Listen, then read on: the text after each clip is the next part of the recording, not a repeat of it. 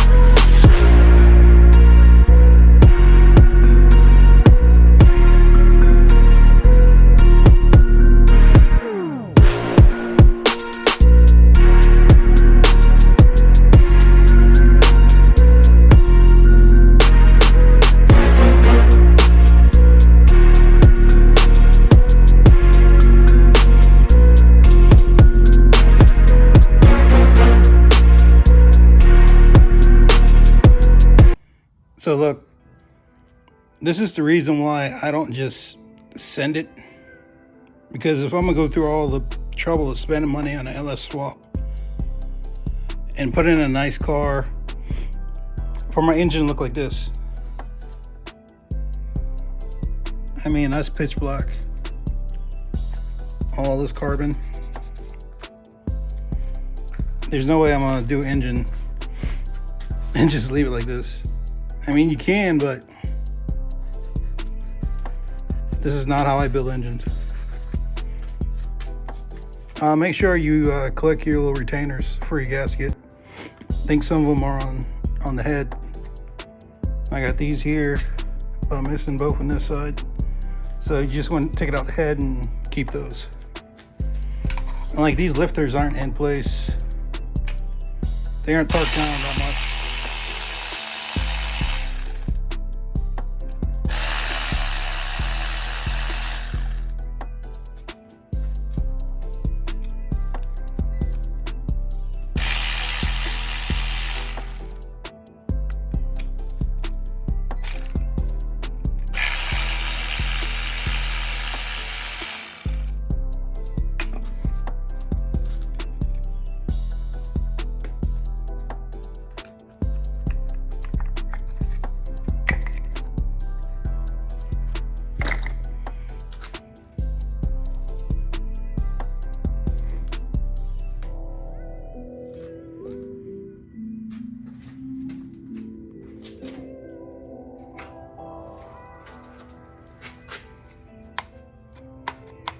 Yeah, I'm gonna need some pliers to get them out.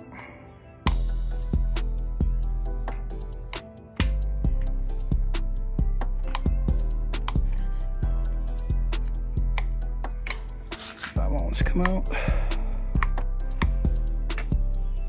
Yeah, I get some pliers and take the rest of these out. But like I was saying, there's no way I'm gonna go through all this work. I spend the money on cam and springs, and then my pistons, my cylinders looking like this.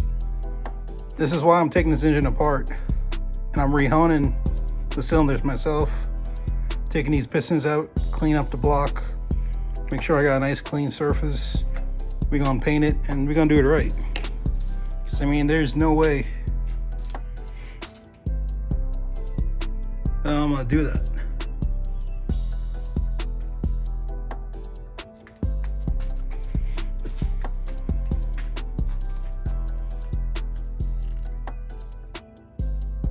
You can see how black that is. But yeah, that's why we're rebuilding it. But anyway, I don't know how long this video has been, but I'm gonna go ahead and finish pulling the rockers. Not rockers, sorry. So I'm gonna go ahead and keep pulling out the lifters and the lifter trays. I just need some needle nose pliers and pull them out. I have new lifters, I think, for at least one of the blocks. I don't know if I have both of them. But yeah, we're gonna replace those. And next time, we're gonna focus on the heads. And I'm gonna take off this valley tray while we're at it. I already took the knock sensors out, but I just need to pry it up a little bit to get it off. As always, remember to like, comment, definitely subscribe, share if you want. Peace.